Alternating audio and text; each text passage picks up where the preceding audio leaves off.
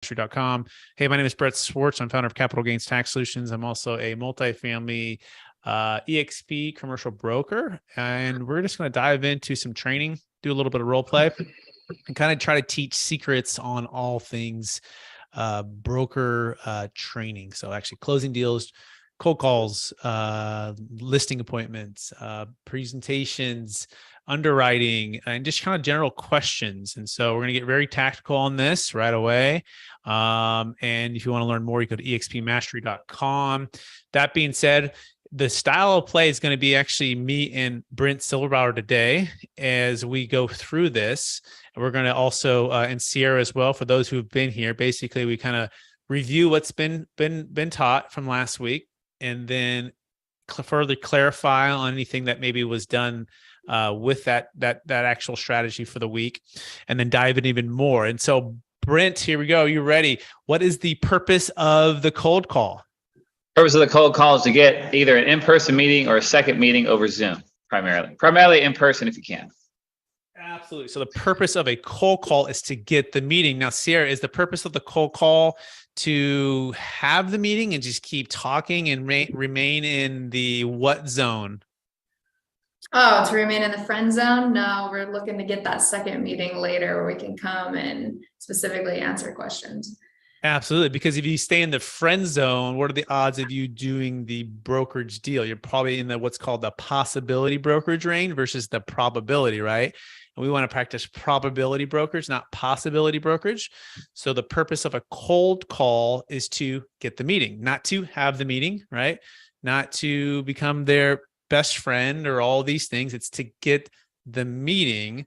Why is that, Brent? Because once we get the meeting, what can we do there? What's the number one, I guess, overall goal there and objective? But what do you mainly want to do once you get the meeting? So mainly when you get the meeting, well, one of a couple of things. One is you want to build a relationship so they know, like, and trust you. That's like a really key thing. In addition to that, you want to find out their issues, their problems, and if you have a solution to help them, right? I mean, I don't know. Yeah, you got it. Right. So know, like, and trust is really important, right? So you're building a ton of rapport. You're actually really getting to know them, right? Because it's really hard to offer a solution and show up with a proposal or like here's what you have, right? If you haven't done the X-ray of the actual deal, and or if you don't even know them at all, right? Because guess what? It's like showing up to a doctor's office here, right? And you're like, yeah, I like something's hurting somewhere, right? And he's like, okay, I already have it figured out. Well, maybe do an X-ray on that. Maybe do an MRI, right? Maybe do a blood test. Maybe do something there that maybe would takes a separate follow-up meeting, right? So essentially what you're going there to do is to get to know the person, and hopefully they're getting to know you, and you're seeing if they have that know, like, and trust factor with building rapport. As well, you're diving into their real needs by asking what kind of questions, Brent? Open-ended questions, primarily. Just a good thing is you want to get as much information from them to understand them as much as possible. You want to do 20% of the talking. You want them to do 80% of the talking, and doing things like mirroring, which is from a book, Never Split the Difference, and Brett Schwartz here, which is when they say something, you say, they say, oh, I have many different properties. Many different properties. Excellent. That's great. And that's going to do what? It's going to help them open up about what they're saying. And so, yeah. So we keep going. Brittany, you have more thoughts on that? No, yeah, because then they'll say, yeah, I got one in Redondo Beach, I got one in Newport, I got one in. Oh, really? How many units is that total? Blah, blah, blah, blah, blah, blah, blah. And then you're understanding more of them, and it's an art. It's an art to get information from them without feeling like you're interrogating them. Absolutely. And the key is you can actually just ask. I was actually doing another a review of the masterclass with Chris Voss, Never Split the Difference, over the weekend. And I probably watched this masterclass maybe 25 times now. Like it's such gold. Okay. And he had another little nuance that I picked up on again. And the nuance was this. He opened up about like, what are you passionate about? So Sierra, here we go. We're going to do this role play right here. Okay. You ready? Sierra, what are you passionate about? Brett, I gotta ask, are you asking like me as a broker, or you're cold calling me? Like, no, this is just in general. We're gonna like actually just role play this. Just what Sierra, what are you passionate about? What are you passionate about? I'm passionate about helping people and about seeing women empowered to come into business. Helping people? Mhm. Yeah. I like to identify Got her. problems and bring solutions, help people out however I can. It seems like you like to help people and provide solutions. Tell me more about that. Yeah, for sure. So, I mean, I can tell you as a broker, I like talking to people and just hearing about their property and seeing if I identify a problem that they bring to the surface and then bring a solution that I have. So I'm kind of like a connector, bring a solution that I have to them and help them solve it. It seems like you're a problem solver. I'd like to say that. You mentioned women as well. So tell me more about that. Yeah, so especially being in commercial brokerage, there's not a whole lot of women. So I like seeing women kind of stand up and lean in and feel like they have a place at the table and their voice can be heard. And I love working with other women investors too. Sounds like you like to empower women and help everyone win. I do. Yep. I'm working on building a team out right now about that. Building a team out. We can keep going like this forever. Okay, so the point is, right, I'm not asking, like, so Brent said it well, you're not feel like you're interrogating them, right? It feels like you're just inviting them into a conversation, right? And hopefully I was, and we're kind of moving fast here, right? But even my tone of voice, I want to make it curiosity, right? And I want to make it like, it's called like a playful curiosity voice, like, and it's a little bit higher, maybe a little bit higher pitch.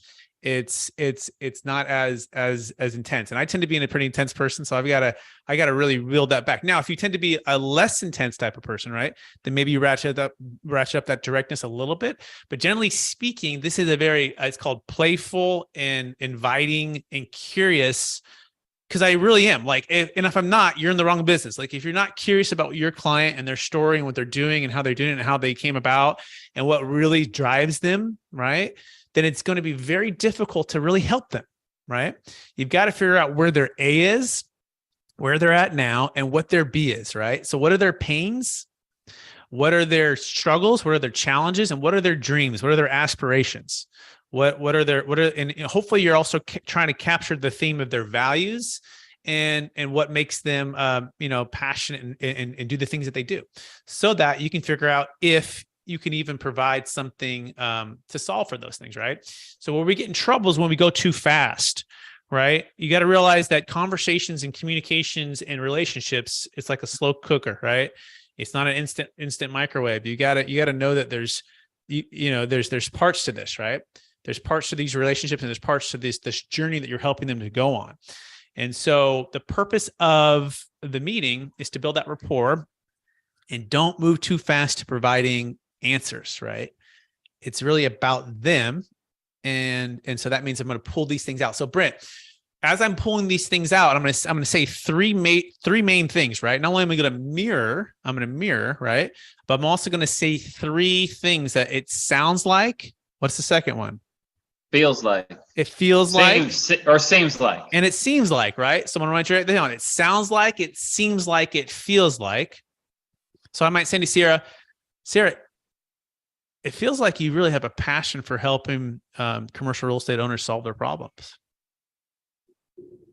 I do, yeah. It seems like maybe growing up or with your background, you help people solve problems. Tell me more about that. What was your background? What brought you to this point? Yeah, so actually, I was a nurse before, so I've kind of been in the field of helping people, and now this is just a different way of helping people.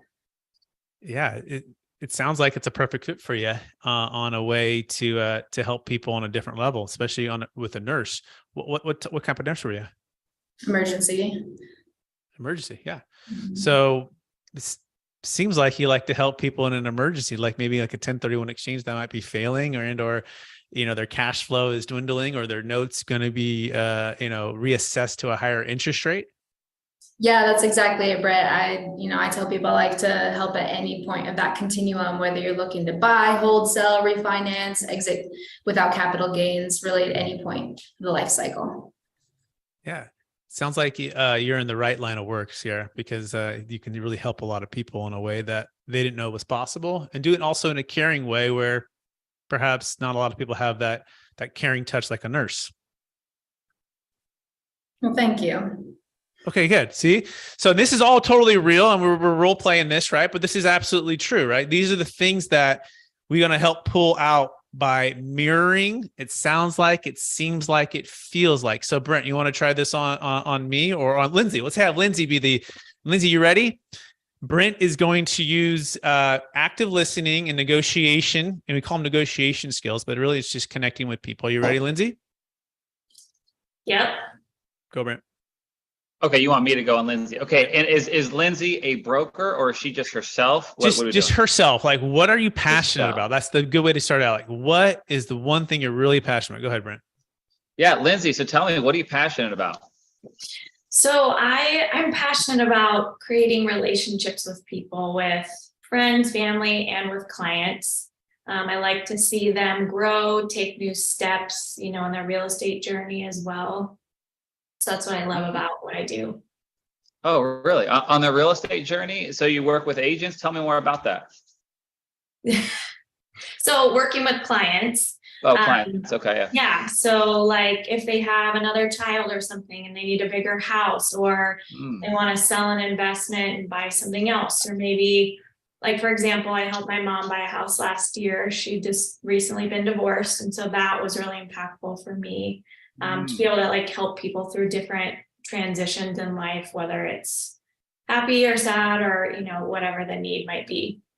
Wow. It sounds like you've helped people through a lot of different transitions in life. Yep. Cool. Well, that's really interesting. So tell me more a little bit about that. Well, that was my good example. Yeah, I had another friend that they also were not going to be married anymore. So I helped them sell some of their real estate as well and kind of help them move through that piece of it and hopefully made it easier for them. Then I've had other clients and friends that they have more kids and they need a bigger house, and they're relocating back to Chico. And so there's kind of always a story behind it. It's not just like, oh, I need to sell my house, or, oh, I need to buy a house. I like creating relationships with those people and then staying in contact with them and watching their families grow. It's probably my favorite part. Wow. It sounds like you had developed a lot of personal relationships through your business. Yeah. Yeah, it's pretty cool. I had one client, and I just randomly invited her to a Bible study that I started. And so we become really good friends. And so, yeah, that's kind of my favorite thing. Oh, Bible study. It's women only, sorry. Oh, hey, good job. We give her an applause here, right? Okay, so it's really just simple active listening. And sometimes we get the meeting and we're so excited just to dive into all of the, the sales comps, the rent comps, the interest rates, the inflation, the economy, the rent control, all of that stuff that we've prepared.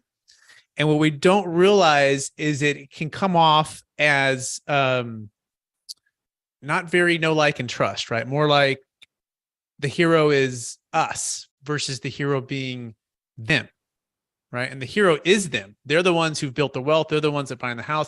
They're the ones trying to have, create an environment for their family to live in a safe place, to invest in that mobile home park, to sell, to retire, like all of those things, right? And so if we just slow down a little bit, and I'm like the guy who like wants to get everything done.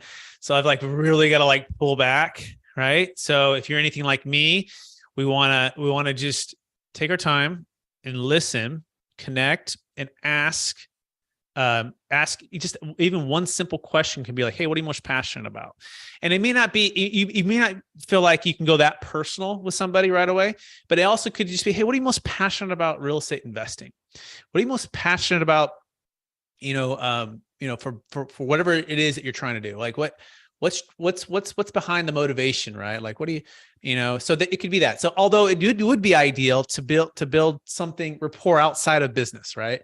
As much as you can, look for opportunities to build rapport outside of the business And 80% of it, this should be a good goal. You should write this down. 80% should be talking about stuff outside of the business. Only about 20% should be the actual business itself, right? Which might lead to like, well, when do I transition into the business? Well, you'll notice that, right?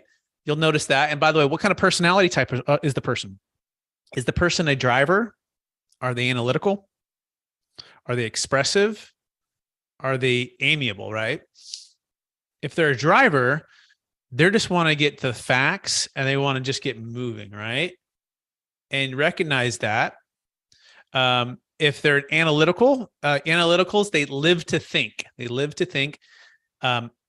Drivers, they live to do. Expressives, life is not worth living unless they're talking. Okay. And then amiable folks, life is not worth living unless they're relaxing. Okay.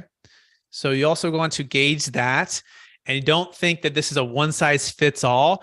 This is the general practice of what you should be practicing as you're getting to know people and connect with people. Okay. That's going to invite them into sharing their story, which then can help you help them.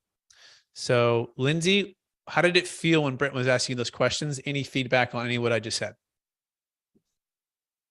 I mean, I thought they were fine questions.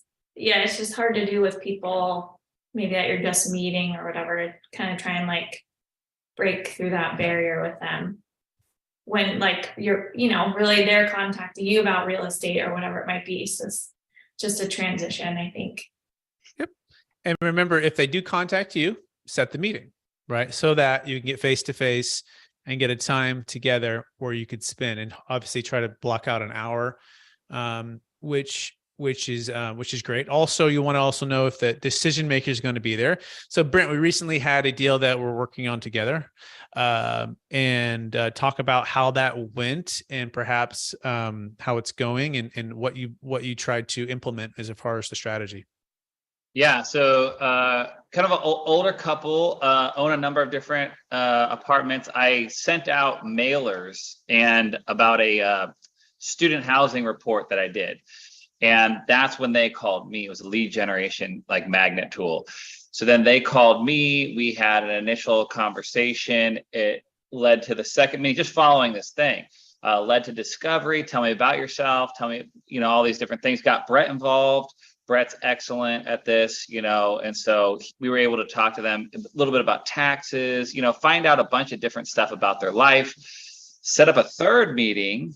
Again, more discovery where, Brett suggested a few DST, options. They researched it. They said, hey, we're not going to go that way. But then we met again, talked through it more. And now we're going to meet. Let's see, this is probably my fifth meeting with them. I think Brett, it's your third meeting with them. And it's just trying to understand, where they're coming from, their problems, because we've uncovered their problems, I think, to a degree. We don't know everything, but we know there are certain tax problems, certain goals that they have, and certain issues that they have. We've discovered all that, and we are now providing solutions or trying to suggest solutions to get them in a place where they're overcoming their problems and meeting their goals. And I feel like we have it, but again, it's not telling. It's almost like leading them to discover it themselves in a way. 100%, right? And Brent did a great job of asking open-ended questions, of diving in, and then also it got to the point in the meeting, right, where we weren't quite sure exactly where they were at, right? And this is a good question to write down. Like on a scale of 1 to 10, with 1 being, not ready to sell, don't have a clear vision for what you want to do with the wealth, and 10 being like, yeah, I'm ready to sell. And if these things were, accomplished, or these things were laid out in a proposal, I'd be willing to sell. Where would you say you're at, right? And Brent did a good job of asking on a scale of 1 to 10, something along those lines. And they were able to give us a little bit of an answer, but more than that, it opened them up for even more information. So Brent, do you remember that moment when that happened? Yeah. Mm-hmm. Yeah. And then they said, I think like a 5. I mean, we eventually got to the point where it was like, they don't want to do the work of a 1031 exchange. They see that there's certain problems that I'm bringing to them. Like there's problems coming. They see that, and then they've gotten to that place where like, okay, we would want to sell, but the taxes, but the 1031 exchange, but we don't want to do the work, but it's a lot, it's stress. We don't want the stress. And then Brett did a great job. You asked him a question. You said something that was amazing. If everything I'm telling you is true about the solution, on a scale from 1 to 10, how serious would you be about executing on it? And they said, if everything you say is true, 10. It was like, oh shoot, let's go. I mean, that was you though. That was you. I don't know if that's what you're referring to, but that was no. It's a little bit. Yeah, I was in the airport. I was flying back. Like it was kind of wild. At least maybe that was the one, maybe the second meeting. But yeah, the point was you've got to gauge. You got to invite somebody to basically tell you what their objections are, without making it feel really safe, right? Really safe. And so, because some people, they don't, they really care that they don't let the salesperson down, right? But guess what? That's not going to serve them well. And so you've got to create a space and an environment that allows them to, on a scale of 1 to 10, like that's very, it's very precise. And then of course, if what I'm saying is true, and this is called the conditional closing, right? Or it's a way to, I forgot the exact term. I should have it, but essentially assuming we can agree on pricing terms, or assuming everything I just said is true, that could solve the challenges we talked about. And let's write down those challenges, right? As you're talking with somebody, you're going to want on this first listing appointment or this discovery phase of the sales process, you're discovering and you're writing down the problems. Now you're not writing them down to solve them right there. You're actually writing them down there so that you can go back and do a proposal to show them how you're going to solve them. So that meeting is just about discovering those problems. And this is a great time to really mirror. And also, it seems like this is your problem, to make sure that they know that you understand their problem.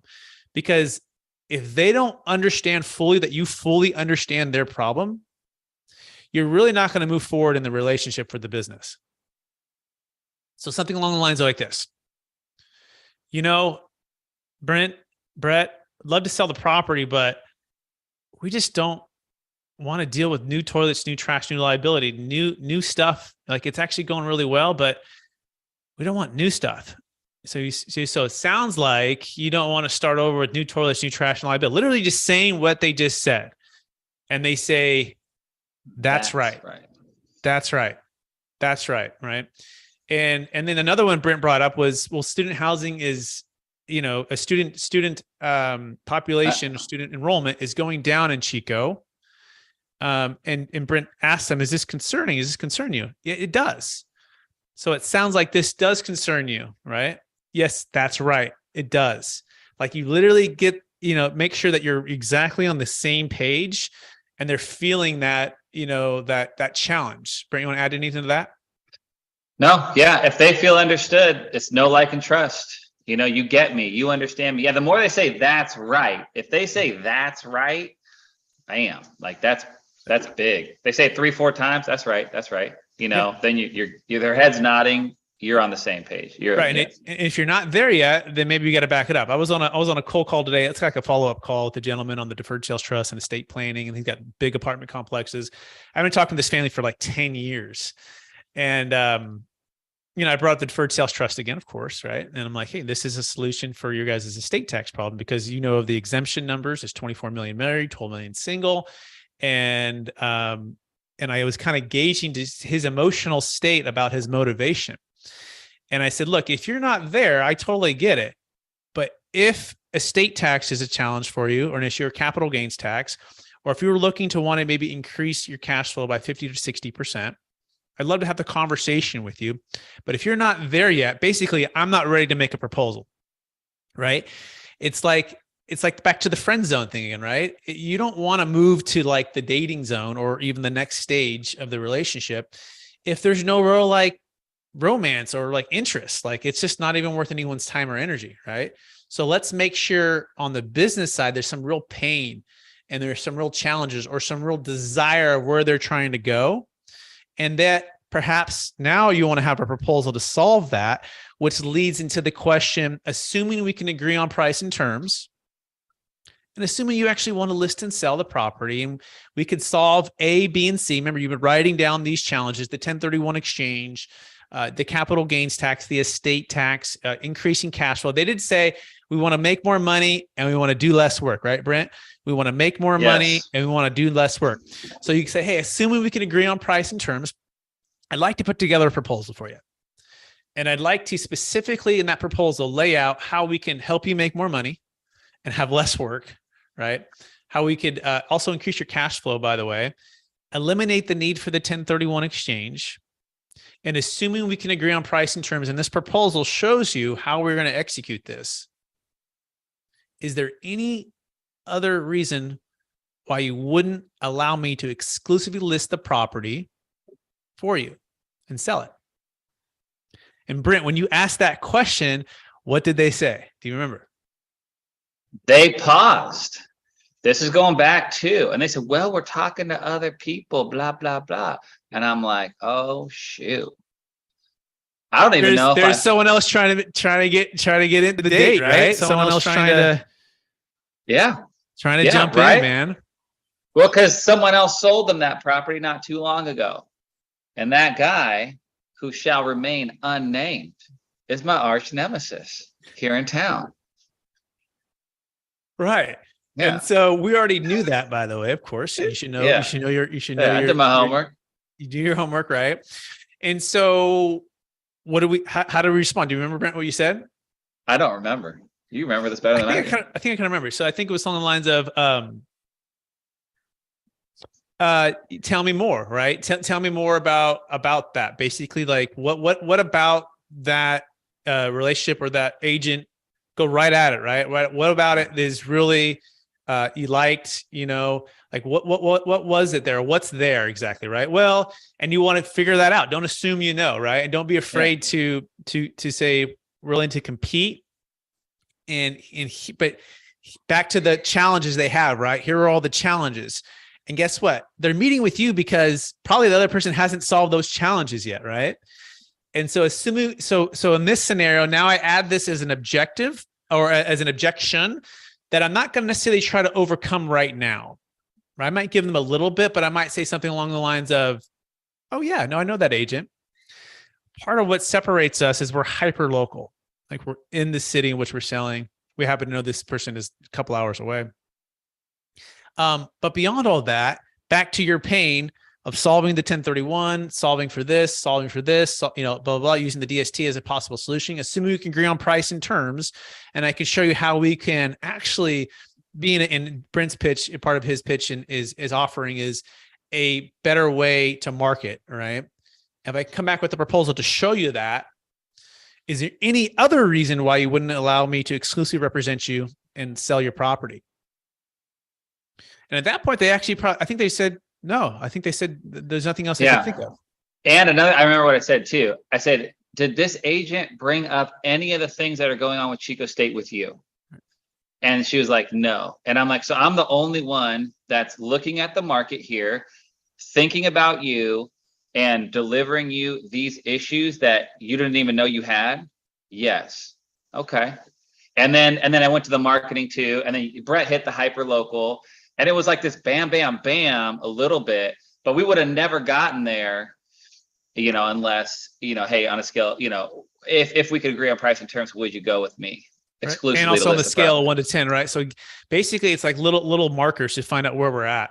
And the other thing too, is I was edifying Brent naturally and authentically, right? And Brent was edifying me. Yes. So I didn't feel like I had to be my own cheerleader, and Brent didn't feel like he had to be his own cheerleader.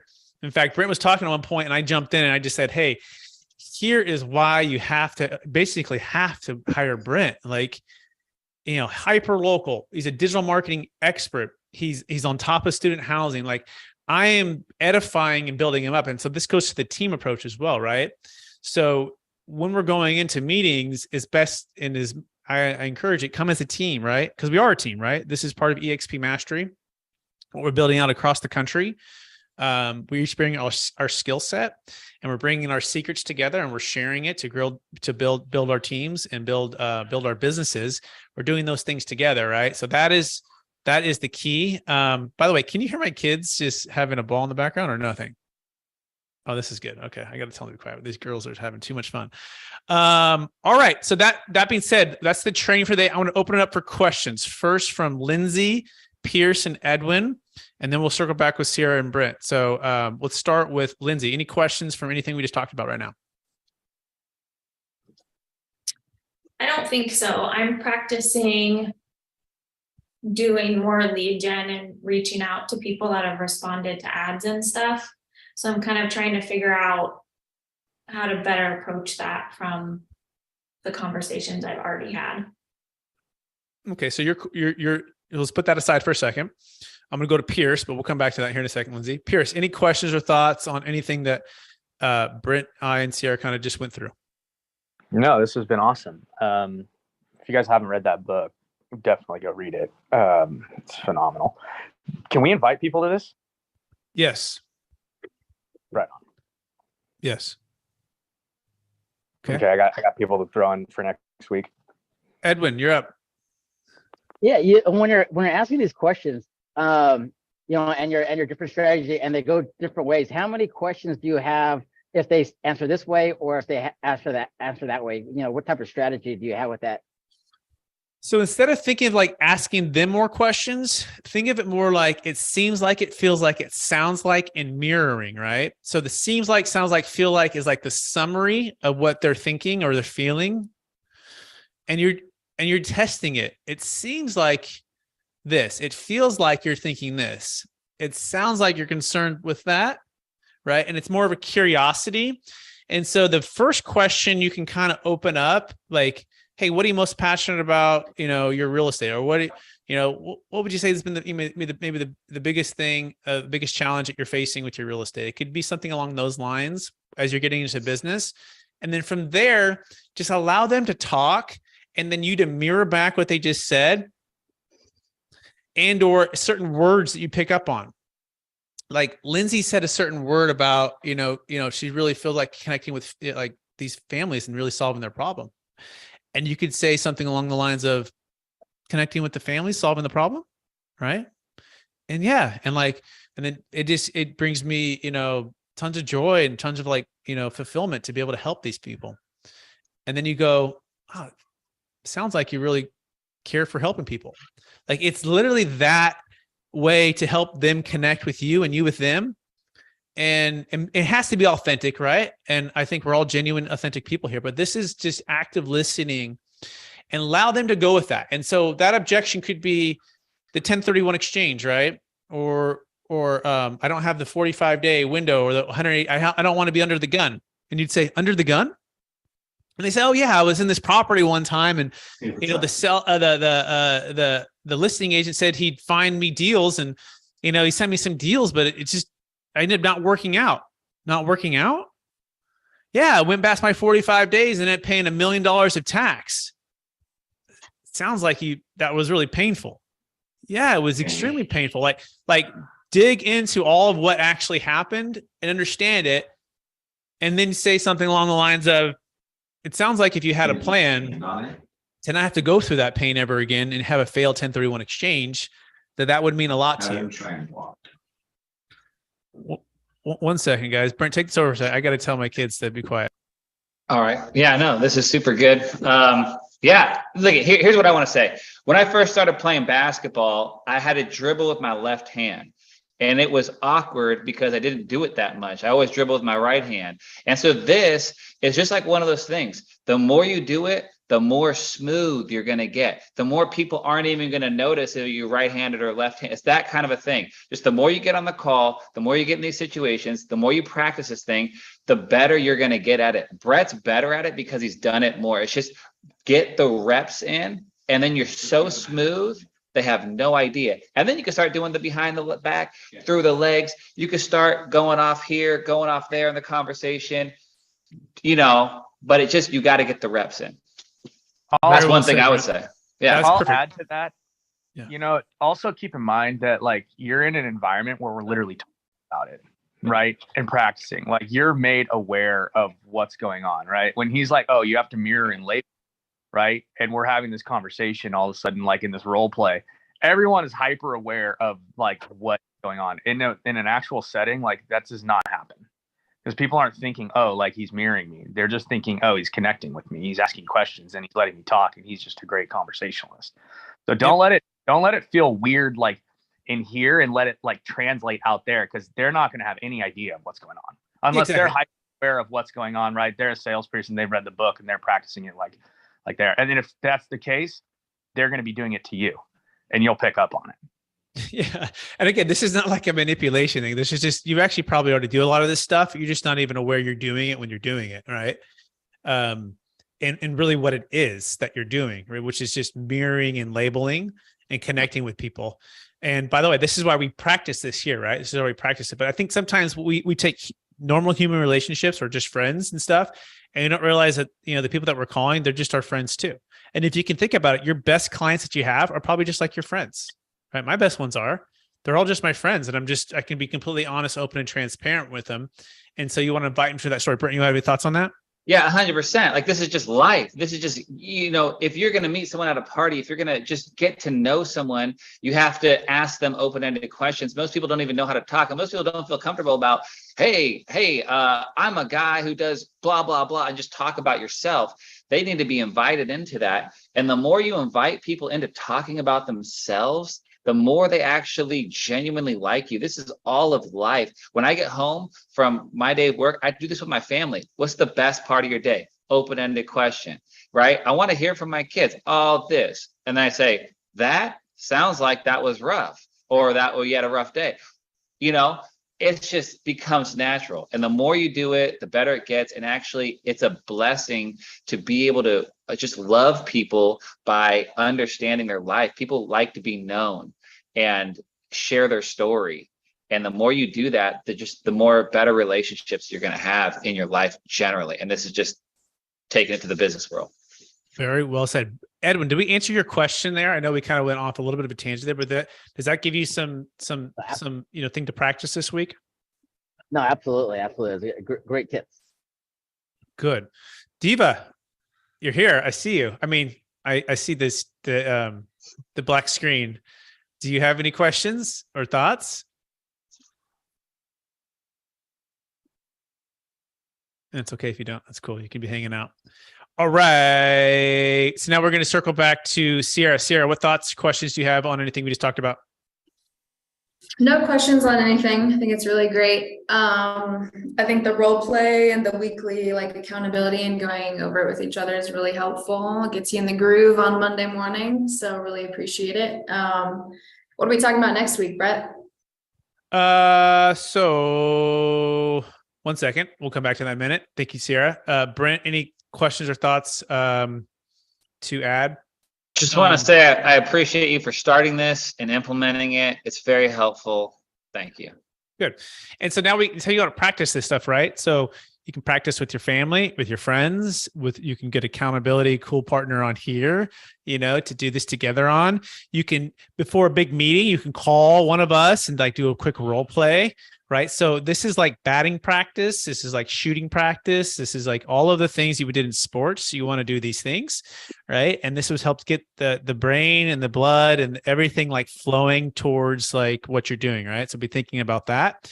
So, and then, as far as talking next week, we're gonna try to keep building on this, right? So we have the cold call, we have the first listing appointment, we have communication, we have. Oh, let me answer the specific question that Lindsay had. Sorry, Lindsay, come back. Are you there still? Hopefully, she's on mute, maybe, but maybe she's back.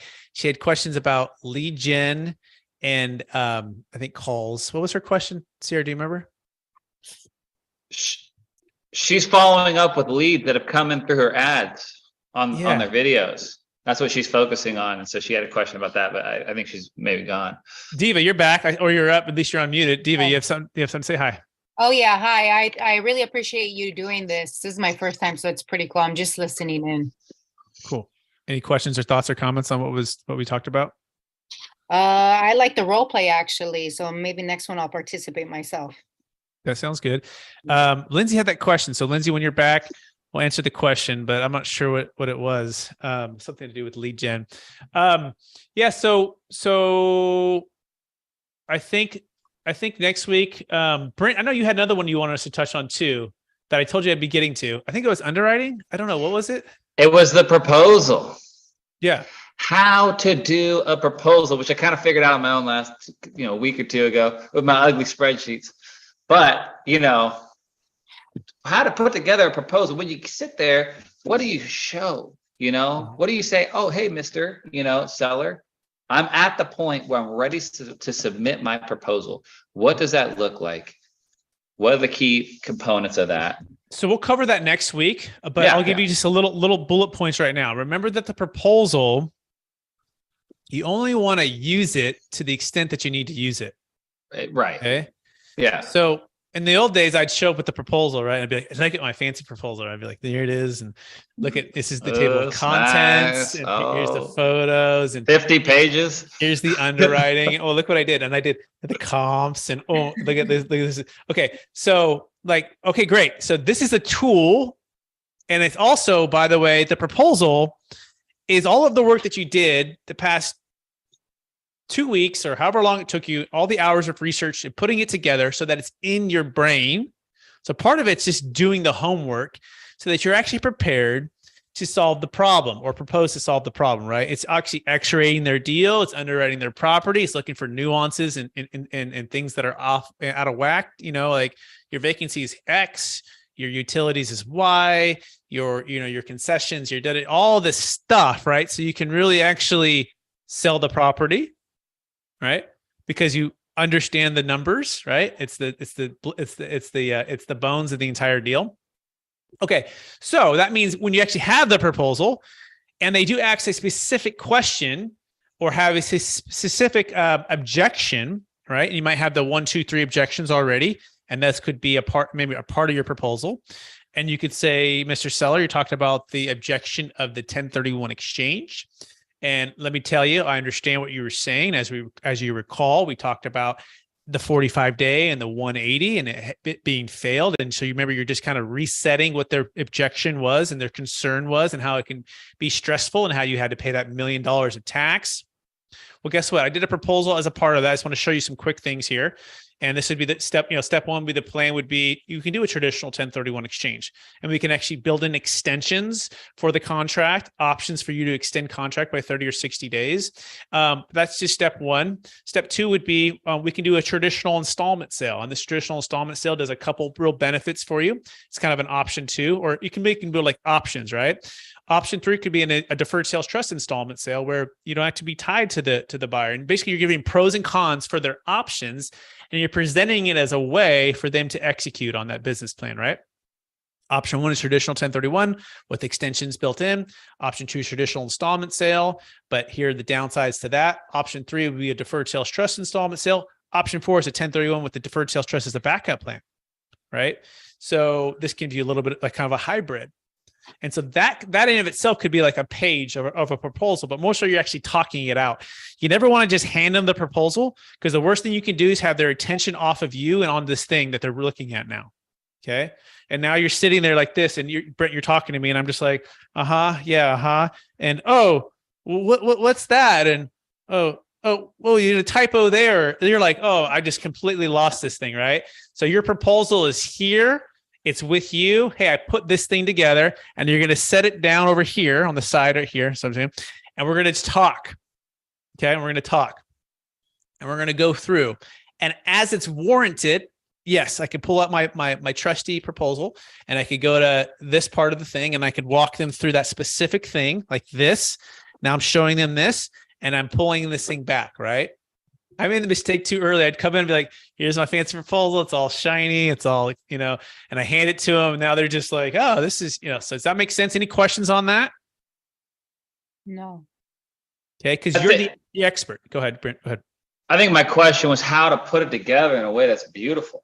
Like I had the data, but they were ugly spreadsheets to be honest, but it made me look like, I'm super smart with the spreadsheets, but still like, I feel like there's a better way. Yeah, we can do practical. We can do the practical build out. I can show you that. Although there's another one too. There's that you can get. But eXp Commercial has a thing called build out, which is a proposal builder. And we can go through that next week. Lindsay, you're back. Did you have that question that you wanted? You were about to ask, and I told you to put it off about the lead. What was it again, Lindsay? it wasn't necessarily a question, I guess, but just practicing talking to strangers about real estate. I don't know. It'd be helpful I could talk to Brent too about doing some role playing stuff for that. So what is your process now? Just real fast. You said you said about you advertisements and you're getting people that are calling in or About on a landing page. Yeah, about a specific listing. And they give their phone number, email. So I call them first. Then some of the people, it was kind of, oh, I don't remember clicking on that ad, like confusion at first. And then no response from other people. And then I did get one person that had some genuine interest. So I've kind of been following up with them, but well, why don't we role play right now? So like, let's imagine that I was that person, like call me. Hi, this is Lindsay Porter with eXp Realty in Chico. I was just reaching out to you about your interest in my listing at 13 Portia Court. Pause. So, do you know my name or is this like a random number? Yeah, I would say their first name. So start over, say my first name again. Hi, Brett. This is Lindsay Porter with eXp Realty in Chico. Just reaching out to you because I saw you had some interest in my listing at 13 Portia Court. So that's a whole lot. I Yeah. like all of the content, but it's long. So let me turn it around. You ready? Ring, ring. Hello. Lindsay. Yes. Lindsay, hey, my name is Brett Swartz. See how I paused and gave you a chance to breathe a little bit? Okay. Did it feel like I knew you maybe? I guess. I felt Okay. confused too, though. Good. I put you in a state where you're actually listening now. Hey, Lindsay. Hello. Hi, Lindsay. My name is Brett Swartz, and I actually saw that you had some interest in a listing that I have. I'm a specialist here in Chico, and you might have clicked on it. And I'm just curious, are you in the market to buy or sell any real estate right now? Not currently. I was just kind of browsing what's available. Browsing what's available. Yes. Yep. Yeah. So once you, I'm going to be selling my house in the spring, but I already have a realtor. selling in the spring, that's a good time to sell. You already have a realtor? Mm-hmm.